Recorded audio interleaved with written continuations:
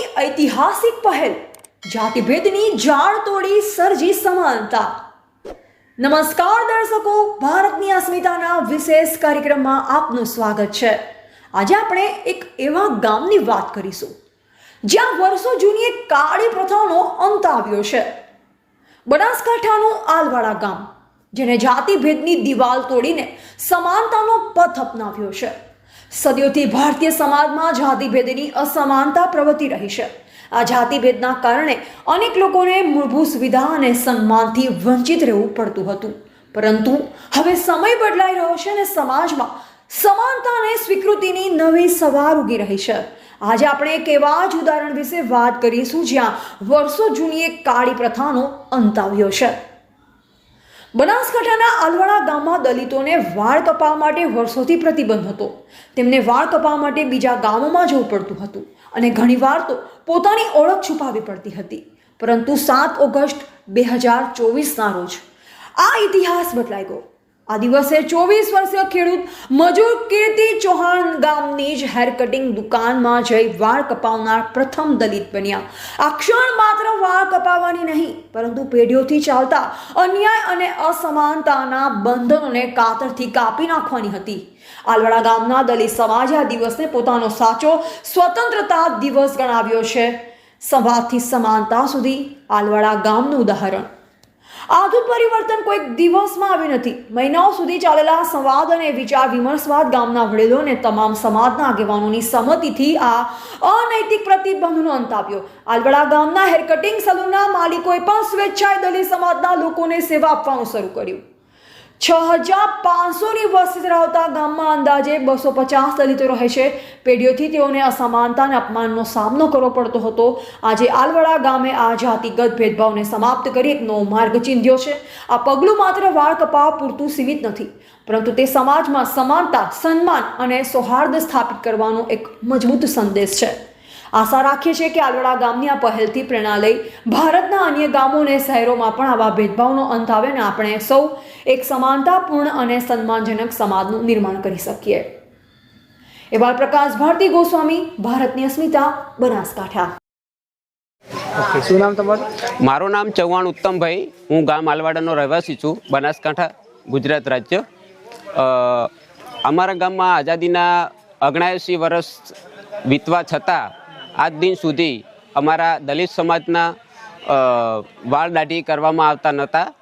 નાઈ સમાજ દ્વારા જાહેર સ્થળ ઉપર દુકાન હોવા છતાં અમે એક દિવસ એક ભાઈએ જેને ફોન કરીને પૂછ્યું કે ભાઈ મારે વાળ કાપવાના છે, તો એ ભાઈએ કીધું કે ના, અમે દલિત સમાજ કે ભાઈ એક બીજો ભાઈ છે એ સમાજ એ વ્યક્તિ કે બાલ કાપે છે, તો કે એના જોડે જઈને કપાવી શકો છો।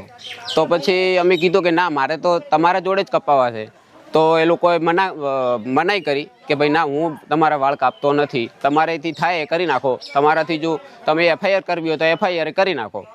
એટલે પછી અમે અરજી આપી અને અરજી આપ્યા પછી એનું સુખદ નિવારણ આવેલ છે, તે બદલ તંત્રનો ખૂબ ખૂબ આભાર। ગામમાં પહેલી વાર તમે વાત? હા, ગામમાં મેં પહેલી વખત જ, મારી 35 વર્ષની ઉંમરમાં મેં પહેલી વખત વાળ કપાયા છે જાહેર સ્થળની દુકાન ઉપર। કેવું લાગે છે? હા, આ ભેદભાવ ખરેખર ના હોવો જોઈએ। 21મી સદી અને આઝાદીના 79 વર્ષ વીતવા છતાં જો આવા છૂઆછૂત ભેદભાવ રાખતા હોય તો પછી ખરેખર આપણે આઝાદ નથી, ગુલામીમાં જીવીએ છીએ એવું અમને લાગી રહ્યું છે। એના સિવાય શું શું થાય છે? એના સિવાય તો અમુક પ્રકાર મંદિર છે, દાખલા તરીકે શિવ મંદિરમાં દલિત સમાજના લોકોને જવા દેતા નથી, પછી એક જ હરોળમાં બેસવા દેતા નથી, એ ઘણી બધી સમસ્યા છે। જો સરકાર સામાજિક સમરસતાના મોટા મોટા દાવા કરતી હોય અને પ્રોગ્રામો કરતી હોય તો એ ખરેખર સાર્થક નીવડવા જોઈએ અને સરકારને પણ આ મુદ્દે ભાઈ આ મુદ્દે ખરેખર ગંભીર બાબત કહેવાય અને આ મુદ્દે ચોક્કસ નોંધ લેવી જોઈએ અને આખા ગુજરાતમાં એક મુહિમ ચલાવવી પડે કે આપણે સામાજિક ભેદભાવથી ઉપર રહીને દરેક સમાજનું, દરેક વ્યક્તિનું સન્માન જળવાય, જાતિનું સન્માન જળવાય એવો પ્રયત્ન કરવો જોઈએ। ઓકે, શું નામ તમારું? મારું નામ ચૌહાણ ભરતભાઈ છગનભાઈ, ગામ આલવાડા। અમારે નાઈ વાળ નહોતા કાપતા, ઘણો આ કેટલાય વર્ષથી વર્ષોથી નહોતા કાપતા સાહેબ।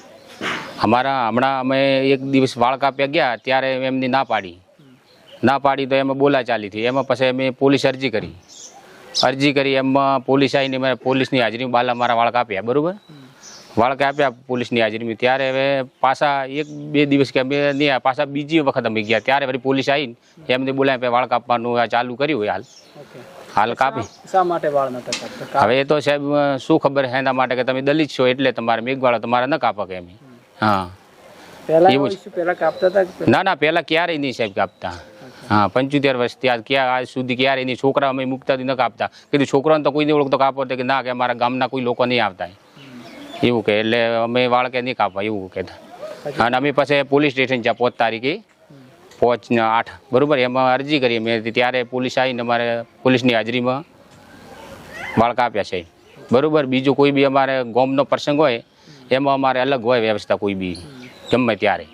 હા, અને અમારે એમનો પ્રસંગ હોય, અમારે તો સંબંધ હોય ત્યારે પાછળથી જા અમે પ્રસંગમાં અમે જતા જ નથી એવું હોય, બરાબર છે. હા, પણ એવું હોય સાહેબ અમારે તકલીફ તો હતી જ ક્યારથી આ વાળની. હવે આ વાળની તકલીફ દૂર થઈ ગઈ. તો આટલા વર્ષ તમે ક્યાં વાળ કાપતા? ગામમાં? હા, બસ ગામમાં નહીં કે તો ધોંધેરા કે પોથાવાડા જતા ત્યારે ભાડું ભાગીને સાહેબ જતા ત્યાં કાપતા ગણો. હા, ત્યાં ભાડું થતું અને બધું એવું હશે.